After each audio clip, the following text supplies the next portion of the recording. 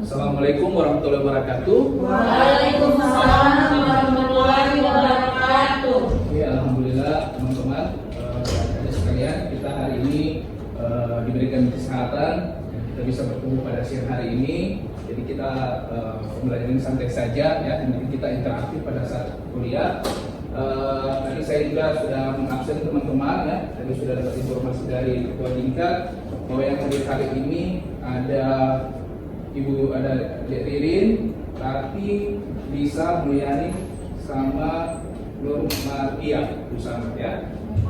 Dan alhamdulillah hari ini kita sudah masuk ke pertemuan kedua. Yang sebelumnya di pertemuan pertama kita sudah membahas tentang kontrak kuliah, kemudian CPMK, sub CPMK, dan tujuan pembelajaran hingga seperti apa tugas nanti yang akan kita lakukan selama masa perkuliahan di mata kuliah di farmaseutika dan farmakokinetika. Untuk supaya nanti perkuliahannya kita diridhoi oleh Tuhan Yang Maha Esa, Allah Subhanahu Wa Taala, yang mungkin Prati bisa memimpin doa sebelum kita mulai. Pak, teman-teman, sebelum kita mulai kuliah hari ini, mari kita berdoa bersama-sama. Doa dimulai. Berdoa selesai. Baik. Jadi sebelum kita masuk ke mata kuliah ke pembahasan hari ini, jadi ada baiknya saya ingin recall knowledge dulu untuk teman-teman. Kira-kira di pertemuan pertama ada yang masih ingat tentang pertemuan pertama? Oke, silakan. Bisa. Ya, jadi kalau pertemuan sebelumnya itu kita sudah mempelajari tentang konsep dasar dari bioavailabilitas, terus faktor-faktor apa saja yang mempengaruhi bioavailabilitas, seperti kelarutan,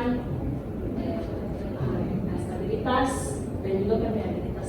Baik, betul sekali. Jadi bisa masih ingat, juga dan teman-teman yang juga masih ingat bahwa sebelumnya kita sudah mempelajari seperti apa selain untuk perkuliahan seperti bioavailabilitas, bagaimana ketersediaan obat di dalam darah, kemudian apakah kelarutan itu mempengaruhi dari ketersediaan obat di dalam darah. Nah itu yang kita jelaskan di awal, dan hari ini kita akan lanjut dengan sesi sub CPMK yang keempat dari CPMK 2, yaitu pada kegiatan hari ini kita diharapkan teman-teman semua kita bisa menjelaskan hubungan antara desain bentuk sediaan ya. Seperti kita tahu bahwa di apotek itu kita sering menemukan obat dengan segala model ya, ada dalam bentuk tablet, ada dalam bentuk kapsul, ada juga yang apa namanya kalau disuntik itu biasanya disebut dengan apa? Injeksi betul. Dan bentuk-bentuk sediaan lainnya.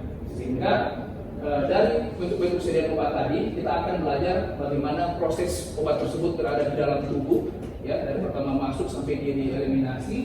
Kemudian apakah dari proses biofarmaseutika itu teman-teman bisa menentukan eksipien atau bahan tambahan yang juga berpengaruh terhadap proses obat tersebut dari masuk sampai dia dieliminasi oleh tubuh. Nah, adapun tujuan pembelajaran yang akan kita harapkan pada kegiatan kali ini adalah kita harus tahu menganalisis pengaruh desain. Jadi seperti tablet, kapsul, injeksi, mungkin juga ada bentuk sediaan seperti tetes mata, suppositoria ya. Nah itu akan menentukan apakah obat tersebut cepat diserap atau lambat diserap, ataupun bagaimana mekanisme kerjanya itu akan dipengaruhi oleh desain dari obat yang kita buat. Kemudian yang kedua adalah apakah dari obat yang kita buat itu dia bisa memiliki bahan yang sama atau tidak. Mungkin saya kasih contoh begini. Apakah donat ya yang mungkin dibuat kenapa donat yang di Jeko itu lebih mahal daripada donat yang di warung? Kira-kira bisa menjelaskan? Ya, ya bahan ya. Nah kebutuhan perbedaan bahan yang dari premium dan yang bahan biasa itu akan menentukan output dari obat yang kita buat ya.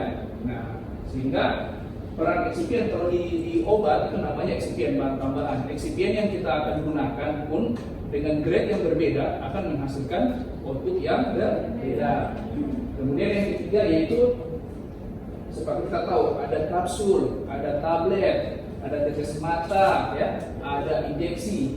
Nah, setiap bentuk sediaan itu memang digunakan pada model-model tertentu, pada kondisi tertentu. Sehingga di sini kita juga akan membahas bahwa kira-kira ada keunggulan, ada kelemahan tidak dari bentuk-bentuk sediaan obat yang sudah saya sampaikan tadi. Oke, nah biofarmaseutika jadi pada intinya ketika kita belajar biofarmaseutika itu kita bukan hanya tahu tiba-tiba sakit, nah kita minum obat tiba-tiba sembuh, ya. Nah, padahal yang kita pelajari di sini adalah bagaimana obat tersebut bisa bekerja dari awalnya kita demam. Misalnya kalau kita demam minum obat apa? Paracetamol. Nah, kira-kira kenapa itu paracetamol bisa meredakan demam? Kira-kira apa yang dilakukan di dalam tubuh kita, ya?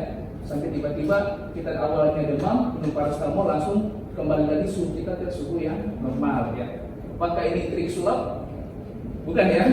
Nah. Jadi di dalam situ ada proses yang dinamanya proses biofarmaseutika. Ya. Kebetulan di mata kuliah ini kan ada dua, ya, ada biofarmaseutika sama farmakokinetika. Tapi pada kesempatan kali ini kita bahas dulu biofarmaseutikanya.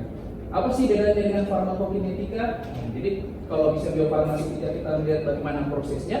Kalau kita sudah masuk di farmakokinetik, berarti sudah kita menghitung berapa obat yang diserap, berapa obat yang masuk di organ ini, berapa obat yang berhasil didistribusi, dan berapa obat yang berhasil dikeluarkan dari tubuh. Namun kali ini kita bahas dulu sesuai dengan CPMK, kita masuk dulu di biofarmaseutika. Nah, faktor-faktor apa sih yang mempengaruhi? Nah, mungkin ada yang tahu kenapa, misalnya krim pemutih ini, ya. Krim pemutih itu selain dari segi bahannya, dia bisa berbeda-beda. Misalnya yang brandnya merek yang di-endorse sama artis ini lebih mahal dibandingkan yang di-endorse oleh artis lainnya. Kira-kira ada yang bisa membantu saya untuk menjawab itu? Ya, presentasi kandungan, ya. Oke, ada lagi yang bisa bantu jawab? Kira-kira apa lagi? Oke, Ririn? Tergantung siapa yang mempromosikan. Oke, siapa yang mempromosikan? Ya, bagus, betul. Kualitas bahan bahan utama dan bahan tambahan. Betul. Jadi yang dijawab oleh teman-teman tadi itu sudah semuanya benar, ya. Tapi kali ini yang perlu saya tekankan bahwa biasanya ada brand, ya, yang dijual itu dengan konsep nano, ya. Ada juga yang dijual dengan konsep yang biasa saja. Yang pasti yang nano itu lebih mahal, ya, karena ada teknologi yang dimasukkan di dalam situ sehingga membuat obat tersebut. Jadi kalau anggapan kita itu harusnya semakin kecil itu kan semakin cepat diserap, ya kan? Nah, tentunya ada teknologi terbarukan di situ. Dari awalnya bentuk yang makro itu dia buat ke mikro sampai dia masuk ke nano seperti itu. Jadi harusnya semakin kecil ukuran partikel dari suatu obat, maka akan semakin cepat pula obat tersebut diserap dan efek yang ditimbulkan pun semakin cepat seperti itu. Nah, itu salah satu faktor-faktor yang mempengaruhi obat tersebut cepat atau tidak masuk di dalam sirkulasi darah kita. Jadi obat itu bukan hanya sampai di lambung, tapi dia juga harus sampai mencapai sirkulasi darah sehingga dia ketemu dengan reseptor dan akan memberikan efek sesuai dengan indikasi dari zat aktif yang tertera pada sediaan tersebut. Oke, bisa dimengerti teman-teman? Bisa. Jadi kita santai saja, chill, ya, supaya kalau ada pertanyaan silakan. Oke. Kemudian, nah ini kita lanjut dulu. Nah, seperti tadi saya sudah sampaikan bahwa sediaan obat itu ada tablet, ya. Salah satu mungkin yang kita sering ketemu di apotik, ya. Ada yang sering sudah ke apotik? Ada. Oke. Ini sudah bukan bentuk sediaan yang, ya, ini sudah sering kita gunakan, ya. Itu tablet. Nah, keuntungannya apa? Yang pertama dia mudah dikonsumsi, ya, tidak ribet seperti sirup yang harus dibawa takut botolnya pecah dan lain sebagainya. Dan kemudian adalah dia dosisnya bisa dihitung dan dia lebih stabil, ya. Lebih stabil kalau kita musim tablet dimanapun jadi, ya. Tidak harus di suhu tertentu seperti itu, tidak harus di kulkas, tidak harus, jadi tidak ribet. Tetapi tantangannya adalah ketika kita minum tablet dibandingkan dengan kita minum sirup, itu harusnya yang sirup lebih cepat onset kerjanya dibandingkan tablet. Karena tablet itu bukan hanya ketika kita minum, kan tidak ada di sini yang minum tablet keluar tablet. Tidak ada kan? Ya. Yang ada kita minum tablet itu sudah diurai sehingga bisa diekspresikan, ya. Oke. Ya, tidak usah tegang, kita santai saja, ya. Yang penting apa yang saya sampaikan itu bisa teman-teman tangkap, ya. Kemudian pengaruh eksipien bahwa penggunaan bahan pengikat, pengisi itu akan memastikan tablet tersebut. Jadi di tablet itu macam kita, oh ini tablet paracetamol, bukan berarti di dalam satu tablet itu isinya cuma paracetamol tuh. Jadi seperti kita bikin kue donat, ya kan tidak mungkin hanya tepung saja, ya ada lain sebagainya kan. Ya. Nah, begitu juga di tablet, bukan hanya paracetamol saja, tapi juga ada bahan-bahan lain seperti bahan pengikat maupun bahan penghancur ya, yang itu bisa membantu agar jangan sampai kita makan tablet keluar tablet seperti itu. Jadi tabletnya harus dihancurkan di dalam saluran cerna seperti dengan bantuan dari CPI. Oke, kemudian yang berikutnya adalah kapsul ya. Nah ini agak berbeda. Kalau kapsul itu biasanya ada dua ya, mungkin yang kita ketahui. Ada kapsul apa? Biasanya ada kapsul yang di dalamnya ada serbuk. Ya. Itu biasanya itu Ibu Lisa disebut dengan cangkeng apa? Cangkang keras. Oke, cangkeng keras. Tapi juga ada kapsul yang transparan. Gel. Ya. Ya, isi gel ya. Itu cangkeng apa Ibu Lisa? Cangkang lunak. Iya, betul sekali, cangkeng lunak ya. Nah, kenapa harus dibuat kapsul? Kenapa tidak dibikin tablet saja? Ya kan? Tidak dulu harus dicangkang lagi, jadi apa lagi kan? Dan tidak stabil. Itu biasanya dipengaruhi oleh rasa dan bau, ya. Dengan kalau misalnya dia berbau kayak antibiotik, ya kan? Kena cium antibiotik ya baunya seperti apa? Nah, kemudian rasanya juga antibiotik itu agak gimana gitu ya. Nah, jadi juga ada juga obat ya. Pak, saya mau tanya. Gimana? Kenapa ada yang obat puyer? Kalau obat puyer itu tablet yang dihancurkan atau bagaimana? Dan kenapa dokter itu, kalau dulu saya sering sekali diresepkan obat puyer. Apa bedanya dengan tablet biasa? Oke, pertanyaan yang bagus. Jadi memang tablet itu biasanya kalau puyer itu biasanya dikonsumsi sama kira-kira usia berapa? Anak-anak ya? Ya, karena memang pada saat anak-anak itu yang dijual di dalam di apotek itu adalah tablet dengan dosis dewasa. Sehingga orang dewasa, dosis yang digunakan pada orang dewasa itu tidak bisa digunakan pada anak kecil. Sehingga dokter itu harus mengkonversi lagi dosisnya agar sesuai dengan berat badan, sesuai dengan tinggi badan, sesuai dengan anatominya ya. Tidak mungkin lambung yang orang dewasa sama dengan lambung pada anak-anak ya. Nah, sehingga dosisnya harus dikurangi, takarannya harus dikurangi, disesuaikan. Jadi diambil beberapa paracetamolnya mungkin 1/4 dari dosis dewasa itu untuk anak-anak dengan berat badan dan umur tertentu, itu harus dipisahkan kemudian dibagi-bagi karena harus disesuaikan dengan dosis dari anak-anak tersebut. Jadi memang tidak boleh dosis yang dewasa digunakan pada anak, sehingga harus dibuat puyer, dikurangi lagi, diproporsionalkan sesuai dengan umur atau tinggi badan, berat badan dari anak tersebut. Seperti itu Nani, bisa dipahami?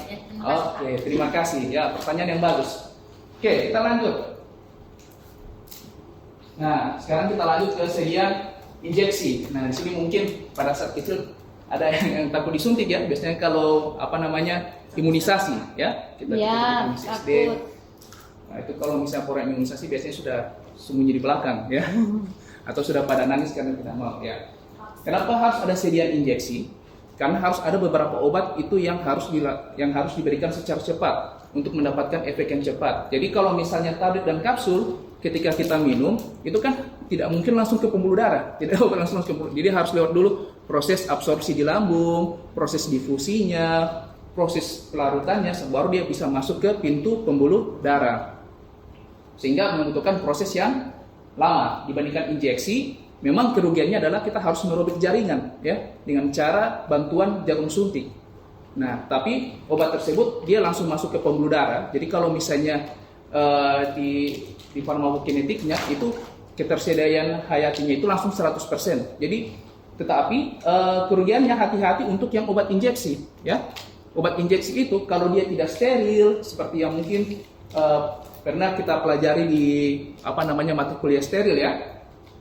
Nah, itu memang dia harus bebas dari mikroorganisme, kemudian osmolaritasnya harus tepat. Karena kalau misalnya jika bagian yang sterilnya ini tidak betul-betul bagus, nah itu bisa menyebabkan kematian dengan cepat. Karena sudah tidak ada lagi penghalangnya ya. Kalau misalnya kita mau minum obat tablet, itu biasanya masih difilter oleh asam lambung. Jadi yang tidak, kalau misalnya obatnya berbahaya, itu kita biasanya gangguan pencernaan. Itu karena memang sistem dari tubuh menolak secara otomatis. Tetapi kalau misalnya yang injeksi, kita yang injeksinya kotor atau mungkin tidak sesuai dengan dosis, langsung masuk ke pembuluh darah. Kalau bisa dosisnya tidak tepat, ya dampaknya juga langsung cepat, ya bisa menyebabkan kematian. Nah, sehingga kenapa ada orang di puskesmas tidak mau minum obat, ya? Bilang, Assalamualaikum dok, ya saya mau suntik, tidak mau minum obat, ya karena memang efek yang didapatkan itu lebih cepat dibandingkan kita harus minum obat. Seperti itu, teman-teman. Nah, sekarang tadi kita berbicara tentang tablet. Ya, di tablet itu bukan hanya zat aktif tadi yang saya sampaikan tadi, bukan hanya paracetamol. Jadi ada pengikat, pengisi, penghancur, sama pelincin dan pelincir. Kalau tidak ada bahan umum ini, tablet itu tidak bisa dikatakan sesuai, ya. Tidak mungkin hanya paracetamol kita cetak itu dikatakan tablet paracetamol. Nanti jangan sampai peristiwa yang saya sudah sampaikan sebelumnya, ya. Ya, jadi memang harus diikuti oleh pengikat, pengisi, penghancur, sama pelincir. Seperti itu. Kemudian, nah ini ada beberapa video ringkas, ya. Jadi ini absorpsi itu bagaimana cepatnya obat itu masuk ke dalam terapeutik darah. Jadi memang dia harus dicerna di lambung, ya. Nah, dan bisa juga dia masuk ke usus tergantung dari pH si obat tersebut. Jadi ada perhitungan pH dan pKa. Kapan obat tersebut bisa diserap di lambung, kapan obat tersebut bisa diserap di usus, ya, tergantung dari pH si obatnya. Kemudian ketika obat tersebut sudah diserap di lambung, maka dia harus didistribusi ke semua organ, ya. Jadi memang menyesuaikan dengan kecepatan pembuluh darah. Nah, kalau misalnya dia tidak cuma di lambung, kalau tidak bisa diserap, dianggap asing, langsung dikeluarkan. Jadi tidak ada efek obat. Nah, kalau misalnya obat tersebut diterima oleh tubuh, maka dia langsung didistribusi ke sirkulasi darah menuju ke tempat reseptor yang bermasalah. Tapi kalau injeksi tadi tidak lagi lewat proses ini langsung masuk ke pembuluh darah. Tapi memang sangat sensitif jika tidak dibuat secara hati. Kemudian kan tidak mungkin obat itu berada di dalam tubuh terus. Jangan sampai overdosis, ya, terjadi akumulasi terus obat di dalam darah, ya kan? Makanya harus dibuang, ya. Sebelum dibuang, dipastikan obat tersebut sudah dirubah dalam bentuk yang tidak aktif. Artinya, ini seperti kita kalau misalnya di rumah, ya kan, dapat makanan dari luar, ya kan? Kan tidak mungkin makanan yang masih ada nasinya, ya, yang masih ada ikan, yang masih ada ayam, itu langsung kita buang. Ya, kita pastikan bahwa industri itu sudah benar-benar bersih, baru kita buang, ya kan? Nah, itu juga di obat. Jadi kita pastikan bahwa obat yang sudah kita konsumsi itu sudah dalam bentuk tidak aktif. Baru bisa kita keluarkan.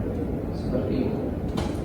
Nah, itu konsepnya. Ekskresinya bisa dalam dua model, yaitu bisa dibuang dalam bentuk feses atau dibuat dalam bentuk urin, ya, tergantung dari sifat si obat. Seperti itu. Dari siapa saja berperan di eliminasi ini, yaitu hati, ginjal, dan ya, jadi kalau misalnya organ teman-teman ini sudah kalah di sini, itu akan mempengaruhi obat tersebut di dalam tubuh. Bahkan orang yang sudah gagal ginjal itu tidak sembarang dikasih dosis, ya. Dia harus ada konversi dosisnya. Tidak boleh makan yang sembarang karena organ yang memfilternya ini sudah rusak, ya. Kalau sudah rusak, ya, semuanya serba dipotong-potong, ya. Tidak boleh makan ini, tidak boleh makan itu. Makanya dari sekarang teman-teman, mari kita jaga, jangan kita makan sembarangan karena dampaknya itu mungkin 10 atau 20 tahun ke depan kita akan rasakan dampaknya. Oke. Nah, ini mungkin ada sedikit video, ya. Saya langsung jelaskan saja. Jadi ini adalah proses di mana obat tersebut saya sampaikan tadi masuk di dalam pembuluh darah, di lambung, kemudian dia berdifusi masuk ke dalam pembuluh darah. Nah, kemudian dia bisa di lambung, bisa juga di usus. Sebenarnya tergantung dari pH dan pKa dari obat tersebut. Nah, prosesnya seperti ini.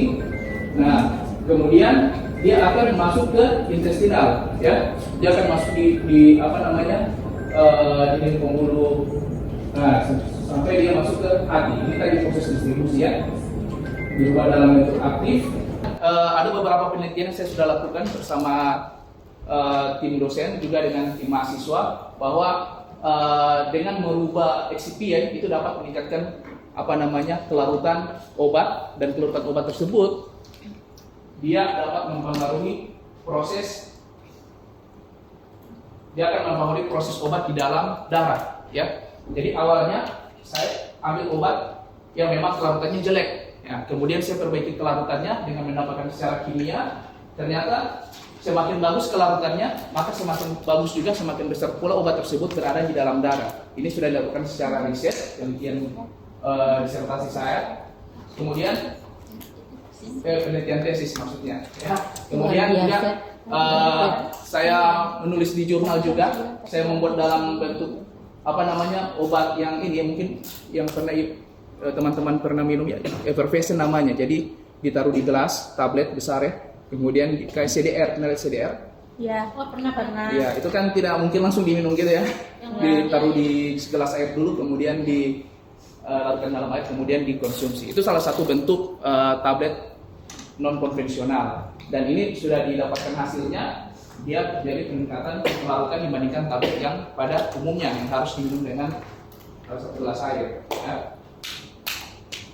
Nah, ini ada beberapa buku untuk teman-teman ya. Nanti kalau saya kasih tugas, silakan bisa nanti saya share buku saya. Ini biofarmaseutika dan farmakokinetik. Ini nanti tugasnya itu banyak saya ambil dari buku ini, jadi teman-teman bisa gunakan sebagai referensi.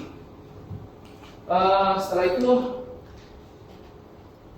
ya ini juga ada buku eksipien, karena saya bilang tadi bahwa eksipien seperti pengikat, penghancur, pelincir itu bisa akan mempengaruhi terhadap biofarmaseutika. Nah, ini juga ada 3 buku saya lagi terkait dengan teknologi sediaan, jadi bisa nanti teman-teman gunakan. Saya akan share di buku ya. Ini referensi tambahan. Oke, sekarang bisa masuk di menti.com teman-teman. Ya, masuk di menti.com. Kemudian kira-kira apa yang teman-teman pelajari pada kesempatan kali ini? Saya ingin lihat tanggapan kalian itu seperti apa sih? Apa yang saya pelajari hari ini? Kalau sudah masuk di menti.com, silakan masukkan kode 427061112. Ada yang menjawab jenis sediaan obat. Oke, tadi ada menjawab injeksi, penyerapan obat. Apalagi ini obat kapsul tablet. Ya, betul ya. Itu adalah kata-kata kunci yang kita pelajari hari ini, dan juga nanti teman-teman bisa pelajari secara mandiri di rumah. Oke, nanti teman-teman kita akan bikin kelompok ya, seperti ada kelompok 1 sama kelompok 2. Kita akan melakukan model tugas berbasis problem based learning atau case method ya. Jadi di sini teman-teman akan menjelaskan hubungan antara desain obat dengan proses biofarmaseutikanya. Untuk yang kelompok 1 ini silakan nanti akan menganalisis tentang tablet, kira-kira sediaan tablet itu seperti apa biofarmaseutikanya. Jadi sebuah perusahaan farmasi sedang mengamankan obat paracetamol, kemudian kira-kira teman-teman bisa analisis apakah obat tersebut berefek atau tidak. Kemudian yang kelompok 2 ini kapsul dengan injeksi ya. Jadi seperti apa yang saya sampaikan tadi, silakan kalian analisis, gunakan referensi yang akan kalian pakai, nanti akan saya sharing juga. Dan kasusnya itu dibuat secara berkelompok ya. Nanti bisa dikirimkan melalui email dan kita akan diskusikan di minggu depan. Oke, sebagai penutup nanti dibantu catat ya. Obat diserap dengan cepat. Catat. Oke. Melalui darah segera beredar. Catat. Lanjut. Biofarmaseutika dan farmakokinetik Catat. penting untuk terapi yang efektif. Demikian, insyaallah kita ketemu minggu depan. Assalamualaikum warahmatullahi wabarakatuh. Waalaikumsalam warahmatullahi wabarakatuh.